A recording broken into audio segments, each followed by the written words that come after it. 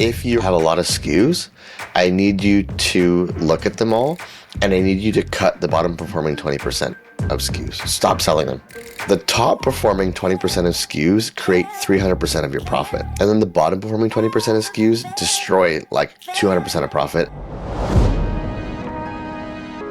Let's talk money, because let's be FFR. Scaling a brand is nothing if you don't have sustainable growth. Welcome to the Scaling Emerging Beauty Podcast, a show that provides actionable insights and tactical tips about how beauty brand founders can grow their brands from DTC or 0 to 20 million by leveraging big retail. And in today's episode, I'm joined by Matt Putra, and we talk all things cash flow, finance, and how to make sure you are optimizing your business so that you're not only getting sales, but you're really focused on profitability. I absolutely love the episodes that we've had on the show about operations and finance, because these are the pieces that founders often don't necessarily have strengths in, but they are critical and can make or break that big scaled growth. You guys don't want to miss this episode. Let's get into it. As of the published date of this episode, I am an associate of Ulta Beauty. The ideas and thoughts represented here are my own and not that of my employer. All right. So Matt, I'm so happy to have you on the show today. I really love these conversations around finance and operations, because I'm finding that they are becoming more and more important in today's world of scaling a business and scaling a brand. So would love for you to just start off. Tell us a little bit about yourself. Tell us about your background, how you got into finance and operations for businesses, and what you do. Sure. Yeah. I mean, so I'm a little circuitous route to get into finance. I started off like in a manufacturing facility. I was sweeping the floor. And then I moved into like a supervisory role, operations management. And then I was like, oh, I don't think this is going to go anywhere. What should I do now? And so I went back and took my degree when I was like 28. And then flash forward a couple of years, and I was a CFO, VP finance of a private equity group. I just worked really hard to prove that I could do it. That went really well. And then I didn't want to do corporate anymore. So I just broke off and became a fractional CFO for e-commerce and CPG brands, basically. So I've done a lot of things. Probably one of the only CFOs that can drive an excavator, bobcat. I can weld and torch. Yeah. I did all kinds of stuff. But anyway, here we are now. I'm in finance. This is what I really love. I'll do this forever. But yeah, that's how I got here. I love that. And you know what, Matt? It's so funny because the folks who love finance, I do find that it's like they get fired up about it and they love it. Yeah. And it's great, right? Because I feel like, especially when I think about a beauty brand or beauty businesses, those folks, those founders are oftentimes, as I say a lot of times here, like the creatives, maybe they have the marketing genius behind them, typically not the operators, typically not.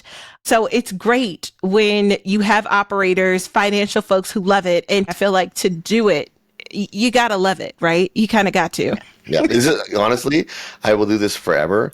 And when I don't need like a lot of money anymore, I'll do it part-time just for like pro bono, because I really love what I do. Yeah. I love that. So can you talk a little bit about what types of businesses you work with?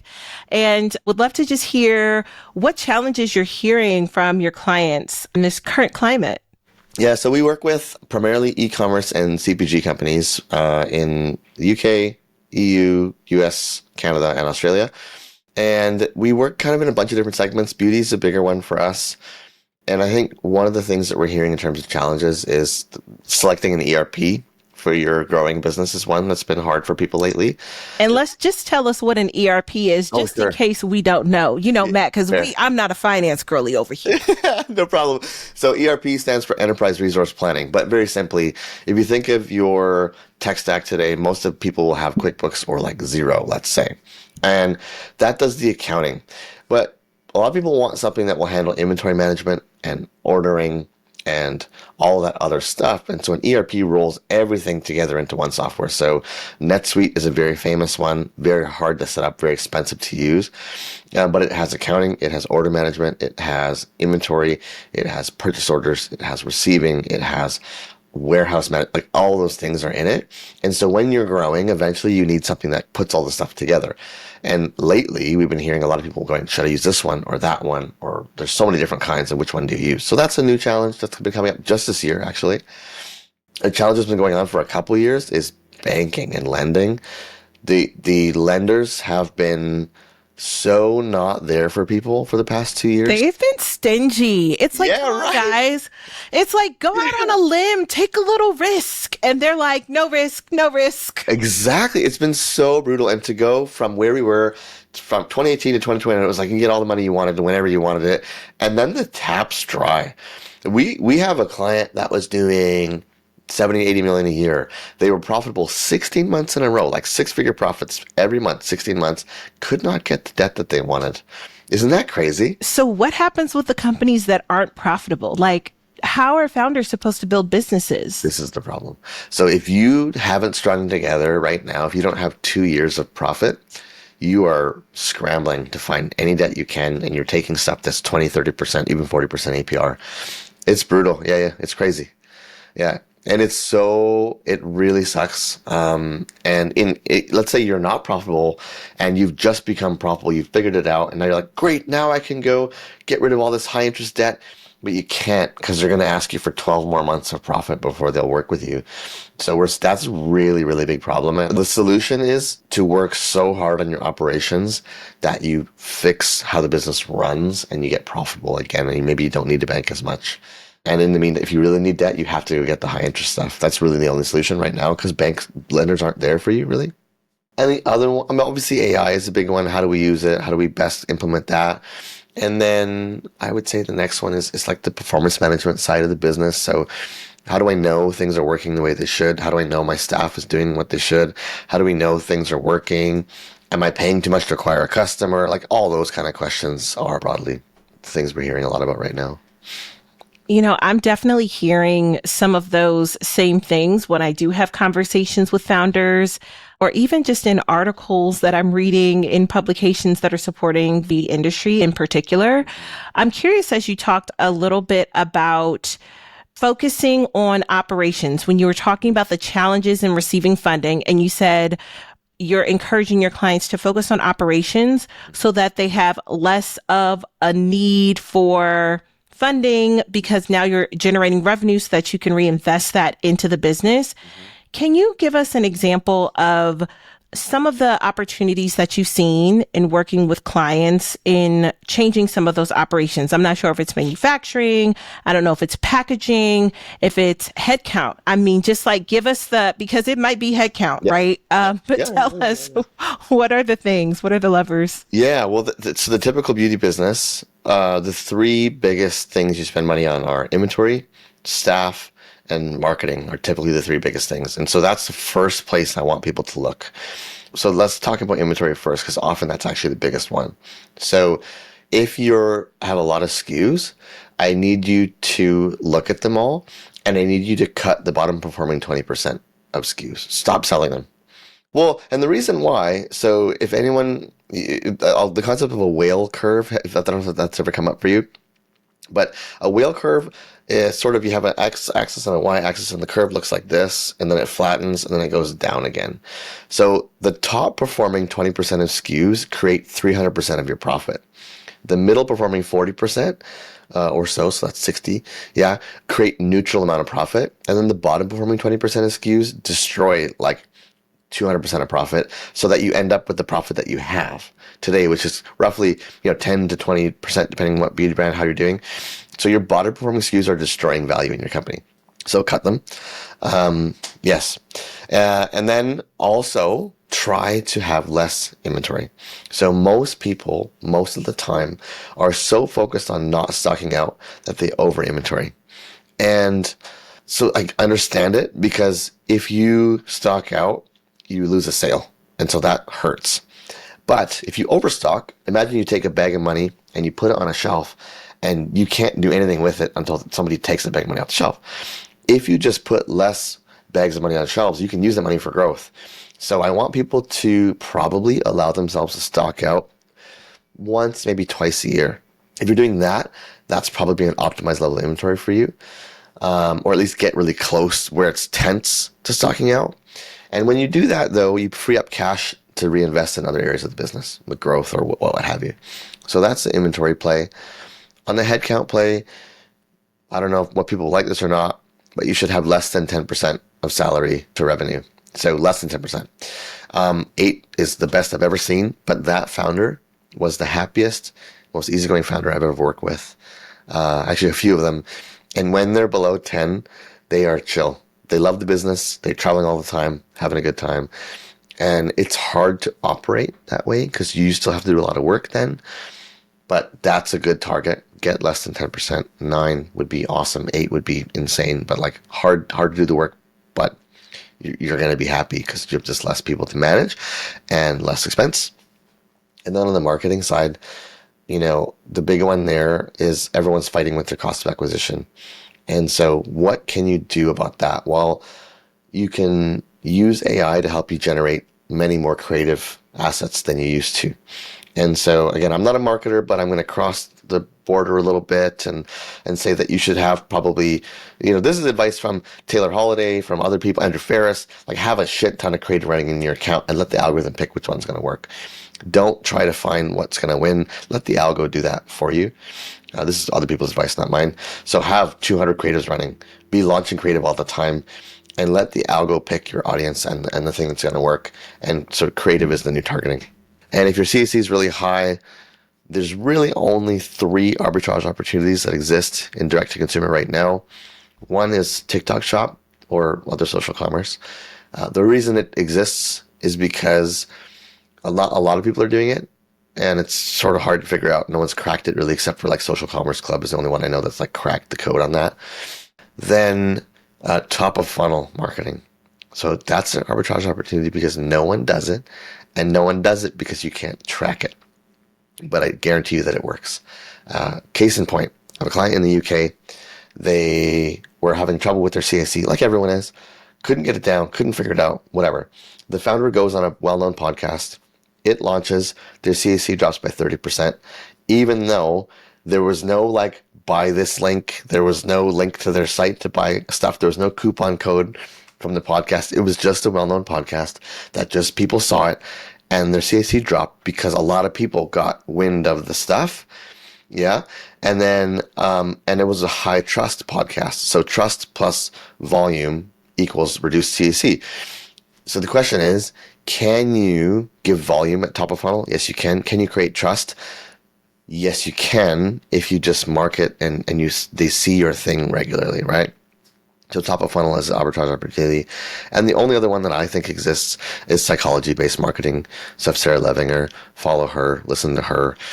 Can you really, really resonate with your customers in your advertising? Can you pull at their heartstrings? Can you make them feel something? Again, it's hard to do, so less people do it. But like your marketing has to work. Yeah. That's like some really good stuff. And as you were saying, I'm thinking for sure with the marketing piece, that top level funnel makes so much sense. I have had a few guests come on the show that were on Shark Tank. Okay. And Right. both of whom I don't think actually ended up making a deal, whether they made a deal on the show. I don't think it ended up penciling out, but they shared that, going on Shark Tank, most brands that go on Shark Tank will see some ridiculous, I can't remember the exact number, amount of influx of orders because, to your point, that was top of the funnel marketing where it's like awareness. People are going to try it just because they've heard about it. 100%. And then as you also talked a little bit about staffing, I have never heard that number before, but that is a really fantastic little tidbit that you dropped. So thank you for that. Of course.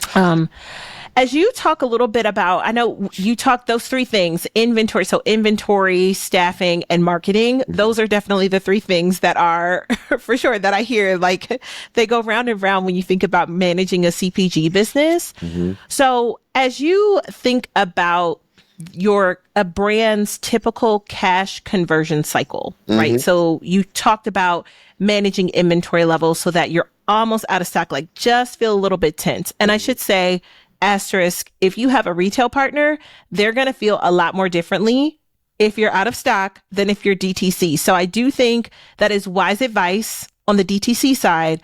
I'm going to go ahead and say you don't want your retailer to be out of stock.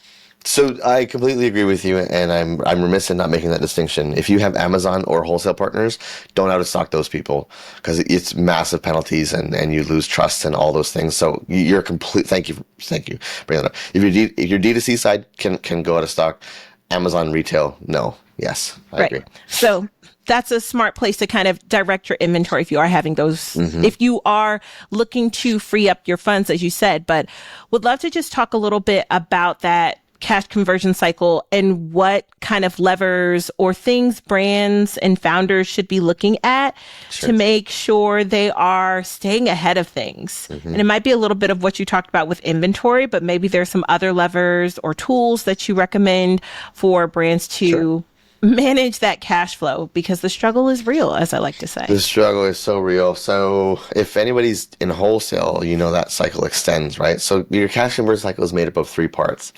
How long does it take to collect money from your customers? How long do you take to pay your vendors? And how long do you have to buy it? Like, when do you buy your inventory and then when do you sell it? So there's those three buckets. So let's take them in some order. So on the collecting money from customers. So D2C, you get it right away. Well, within 4 or 5 days from Shopify. So there's not a lot you can do about that, but let's leave that there. On wholesale, so there's a few things you can do to make it faster. One easy one is just remind people they owe you money more often. And this is one that everybody misses. And it's so easy. Well, it's easy. It's simple, not easy, right? If everything was simple and we would do it, right? So simple. Here's the flow. In your QuickBooks or with your VA or what have you, right? You send them a reminder 5 days before the invoice is due, saying, "Hey, you have an invoice coming up. It's due." Then you remind them on the day that it's due. Then you send an email 5 days after it's due. Then you email them again 10 days after it's due. Then you call them and say, "Hey, you may have missed this, but this thing is due. I'll send you a statement by email." And then you mix it up from there on, but you email them basically every 5 days until they pay you. If you have good payers, you probably don't have to do that. You don't want to irritate them. But for those that aren't good payers, just follow up a lot. So I owned a business with some partners a year ago or so ago, and we had wholesale partners. And when I called them, they're like, "Oh, shoot, sorry. Here, we'll send the money tomorrow." And that happens so much more than you'd think, right? So just remind people. Great. That will cut your cash conversion cycle by, like, typically if you go from not reminding to reminding, you'll gain probably 2-3 days globally. And so that's a lot of 2-3 days for a company doing $10 million a year. 2-3 days is equivalent to like 100 grand extra in the bank at the end of the year ish. That's meaningful. That's It's very huge, meaningful. right? And then the next thing I'm going to ask people to do is to offer early payment discounts. So you've heard of 210, net 30. Let's do one of those. So call your people and say, "Hey, if you pay within 10 days, we're going to give you a 2% discount." Now, the trouble with that is if you have big retailers, they will pay you late and take the discount anyway. So be aware of that. They'll do it. Oh yeah, 100%. But sometimes they'll take it but they'll pay faster than 30, but they'll pay at 15 and take the discount anyway. And there's not a lot you can do about it, but you still encourage them to pay earlier. So it's most of the time it's worth it. The reason why it's worth it is because, like, say it's 1.510 or 210, the interest rate on that is around 20% a year. Most of us are going to be paying that for an alt lender anyway. So just do it. Just take it from your customers. The other thing you can do is, we talked about early payment. We talked about reminders. Payment methods. When we, on a bigger client that did $30 million in grocery-ish, we switched from check to ACH, and our payment days dropped another 2 days, just because it was easier to pay us. So that's another big one, right? Just make it easy to pay. If someone has to sign a check and mail it, that just adds days. So just don't, right? So those are the bigger ideas. And you can artificially play. Now we'll talk about artificial methods. So meaning specialized lenders or invoice factoring. You can use artificial methods to reduce that even further. You do pay for that. But you can do invoice factoring where, let's say you invoice Sobeys, and then you want the money like now, so you can send that to a financing company. They'll give you the money and they'll take 2% off that invoice, and they'll collect the money from Sobeys or whatever. So factoring. Obviously you can use a line of credit or whatever, but so there's artificial methods. Now with your vendors. So first bucket is how long does it take to get your money? Second bucket is how long does it take you to pay vendors? So here's the thing. We talked about early payment discounts on the collecting money side. On the paying side, if your cash flow isn't awesome, you can always pay 3 to 5 days late, and most people don't notice. So you want to pay on time, but you can, instead of 30, pay at 33. That's 3 days. Like I said, days is $100K for a $10 million company. Just pay 3 days late for everything. That's one thing you can do just right off the bat. And they will remind you, but they won't be upset at 3 days extra. So just pay a bit later. The other thing you can do is offer them an extra amount to pay later. So you can say, hey, vendor, I buy $1 million, 500 grand from you every year. I'm going to offer you 1% extra. And instead of net 30, I want net 45. And a lot of times a big manufacturer will take that deal because 1% for 15 days is equivalent to 15 to 18% interest. They don't have anything they can do if they're a big manufacturer to make 18% today. So they'll take that deal. And for those of us where we have to pay like a 25% deposit and then they produce it and then we have to pay the rest on shipping, let's say, to get it here from another country or what have you. What I want you to think about there is a concept called nibbles. Nibbles are very small asks that are easy to say yes to that you just ask over time. So, case in point, let's say you have a 25% deposit and you pay 75% on shipping. What I want you to do, if you've been paying pretty much on time and you have a good relationship with them, I want you to ask them this question. Can I pay 20% on deposit and then 80% on shipping?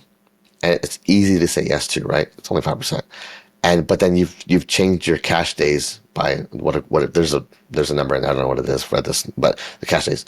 Then do that for a quarter, pay on time, great. Next quarter you call them and say, hey, by the way, we pay 80% on shipping. Can we pay like 60% on shipping and 20% when it arrives here? Again, not a big ask. It's fairly easy to say yes to. They're likely to say yes. But you've changed your payment days to even longer by asking just for the small things. Now go a quarter, pay that on time. Great. Now you say, hey, we pay 20% on deposit, we pay 60% on shipping and 20% when it gets here. Can we do like 30% on shipping and pay the balance when it gets here? And you just, at small asks over time, add up to major changes, right? And it's called nibbles. You ask for small things that are easy to say yes to progressively over time, and you end up making a world of difference. And the other thing is, if you have big vendors, go visit them. Go take them for dinner. Bring a present for their kids. Especially if they're in Asian countries, that's even more appreciated, I find, than in North America. But go visit. Have a good time. If people drink with them. If you don't drink, just have dinner, but have a good time with your vendors. Get interested in what their goals are and build a relationship. And when you do that, I have a client that was sourcing from Vietnam. Their manufacturer in Vietnam ended up holding safety stock for them for free that they would release and then make them pay like when they released it only. One time we had a big growth spurt. They gave us 60 days to pay just because we had a good relationship with them. So build that relationship. Yeah, huge, right? I mean, that's fantastic advice. And those are some of the things that when you hear, it might make you feel uncomfortable. Mm-hmm. It might make you go, ooh, am I really going to do that? But remember, this is just a question. Mm-hmm. You are recommending that folks ask. If the answer is no, the answer is no. 100%. But what if the answer is yes? 100%. Even if you get a yes 50% of the time, to your point, that can really change your cash flow over time. Mm-hmm. Now, as you kind of mentioned those things, I was thinking in my head, how does one record the cash flow or your cash flow conversion cycle so that okay, I've got 30 days here, I've got 90 days here, this payment's coming in here, there. Is there a system or a tool that you recommend? Are there, things that you say are kind of fun tricks or things you can do to see how minor tweaks can adjust your cash flow conversion cycle as you manage it? I calculated for this at some point in the past, and I don't know I don't know where I put it, but here's one easy way to do this. So typically, cash conversion cycle looks at 12-month windows.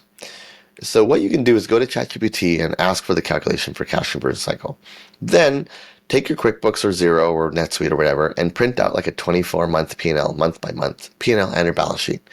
Okay, now put the P&L up here on a spreadsheet, put the balance sheet down here. Go to ChatGPT, look at the formulas, and set them up. So let's say we look at the time frame of January 1st, 2023 to where we're at today, April or May 2025. Great. Set up the calculation on the 12 months. ChatGPT will tell you how to do this. And then drag the formula across. And the cash conversion cycle will show you for each month, what is it now? And that's one way to check how you're doing. And if you continue checking that, you'll see over time what is the impact that you've made on cash conversion cycle itself. In terms of forecasting the impact, I know I made something about this, and I'll see if I can find it. And if I can find it, I'll give it to you. But you probably would need your accountant to help you take a look at it, unless you can get ChatGPT to help you make a forecast file. And if I have my file, I'll send it to you and put it in the show notes, or if you can put it in the show notes, I mean. But it's obviously free and everything. But you ask your accountant to model it for you, or reach out to somebody on Upwork for a project. Go to Upwork, find a financial analyst, and tell them, hey, model if I change my cash flow cycle by 3 days, tell me how much cash I'm going to have next year. They can probably do that for like $500 maybe, or $1,000 or something like that. I don't know. Or if you have a fractional CFO, ask them. So on that topic of managing things, or I'm just going to call it bookkeeping, Sure. I find that those can sometimes be the areas where, brands might struggle a little bit.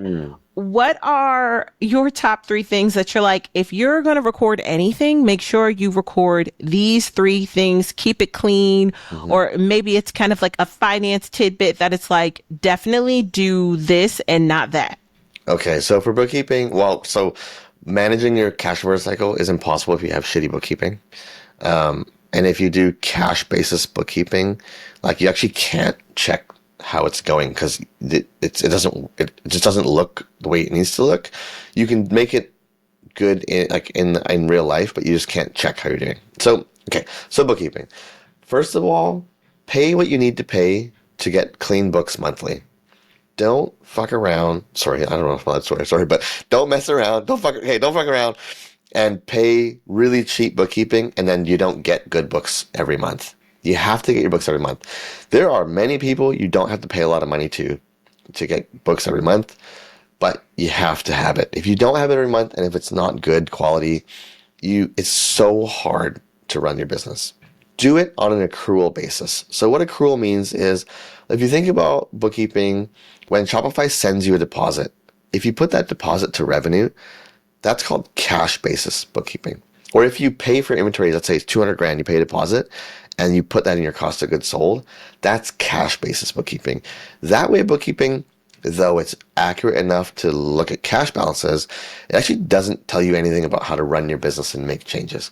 So do accrual-based bookkeeping, which is where you only put something in cost of goods sold when you sell it, and you only record the revenue when you sell something, right? Do it that way.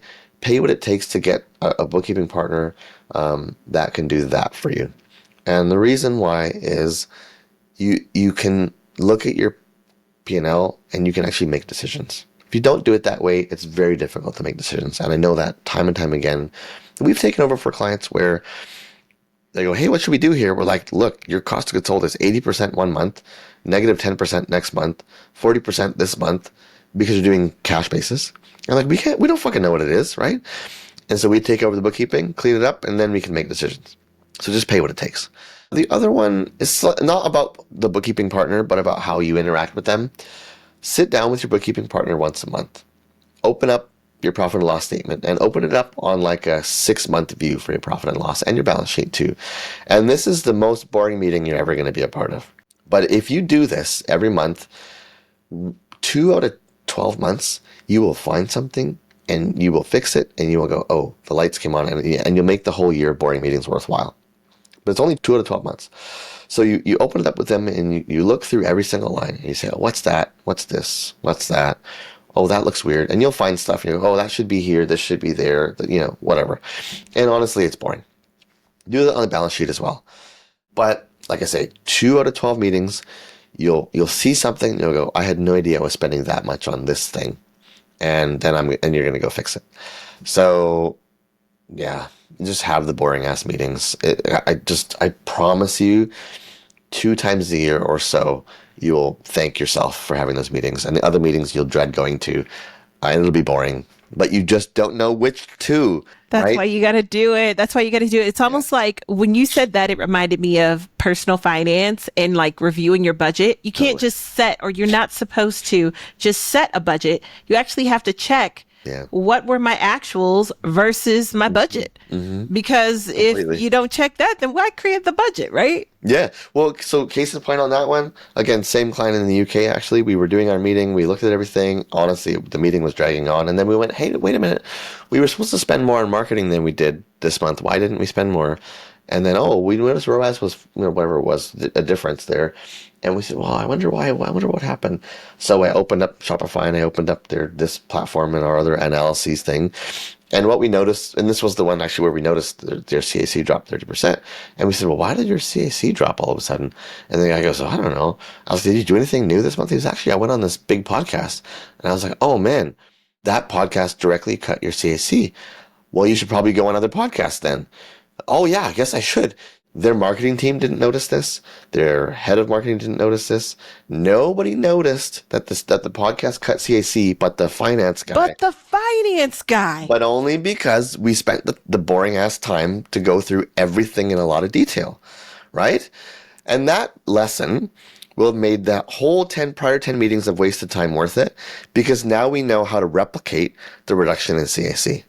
And we can do that ad infinitum now by just going on more big podcasts, and maybe we pay PR, whatever, but there's other things that we can do. So yeah, I made it all worth it. Wow. That's really good. I love that story is definitely coming through with some good tactical things for folks to keep in mind.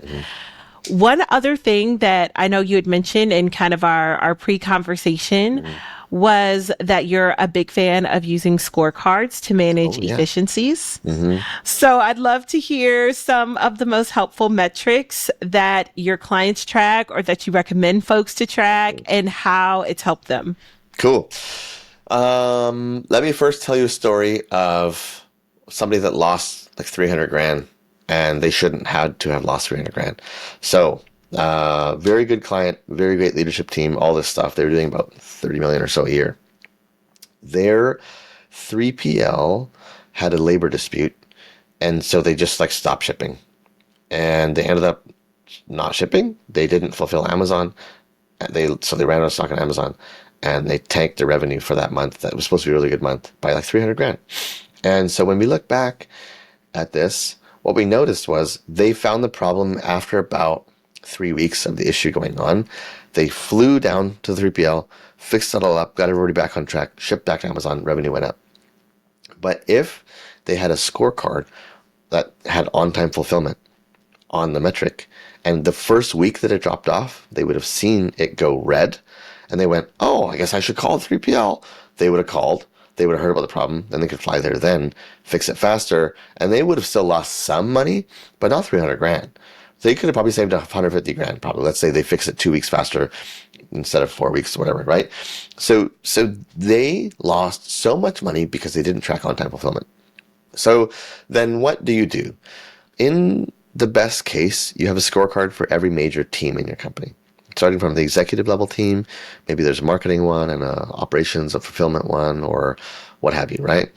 I'll go from the executive perspective. What's most important? Some ones I always look out for is bank balance. So set a balance where this is the balance that makes you happy, and just watch it every week. And if it's about to go red or it goes red, fix it, right? Most of us are selling in e-com or wholesale. So put some stuff about there. And you don't want to put just revenue, actually. You might want to look at things like your CAC. You might want to look at 3-month LTV. You might want to look at things like traffic to your website or conversion rates, because these are leading indicators of future revenue. When you can find them, do those too. Because if your traffic all of a sudden drops, your revenue will also drop too. I mean, actually, the best way to do this is sit your people down and ask them, hey, give me 5 things that you would watch out for, and then narrow them down together to like the top 20. But do that. Other things we've watched are blended ROAS on a weekly basis. We've looked at fulfillment rates. We've looked at stock counts. We've looked at like days of inventory in stock, because that should be, in some range that's helpful, not too far higher, not too low. We've looked at creatives launched during the week because, again, there's generally a correlation between the number of creatives in your account and how many winners there will be. And so if you post lots of creatives regularly, you should find some winners. We've looked at a lot of things. We've looked at employee NPS or customer NPS. We've looked at number of reviews per order, things like that. Like, what you're looking for, I guess, is if your scorecard is all green, so everything's better than the target, the business should feel very easy to run. And when something goes red, ideally, you're predicting a problem that's going to happen in 2 weeks or 4 weeks or whatever. Ideally. And at least it signifies that there's a problem today. So set it up in a way that does that for you. And the easiest way to do that is just to ask everybody in your team, what are the 5 things that would make you feel at ease and make you feel like the business is running really well? And then collaborate on those 5 things and get them down to 20.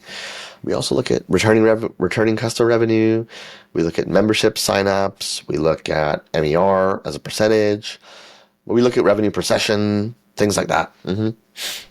That's really good. And as you're sharing all of this with me, it just makes me understand even more. And I've heard even other guests talk about this as being finance partners or being a fractional CFO, that if you truly find a strategic fractional CFO, they can impact so many areas of your business. Mm-hmm. It's not just about saying, oh, you need to cut marketing, or, oh, you need to do this. It's really about saying, what can we do to manage your profitability? What can we do to manage our cash flow, to manage revenues? Because all of these things play a role ultimately into your business's success. Mm-hmm. Right? Mm-hmm. I mean, in some cases, I feel like the name of the game is you're able to keep going because you still have enough money.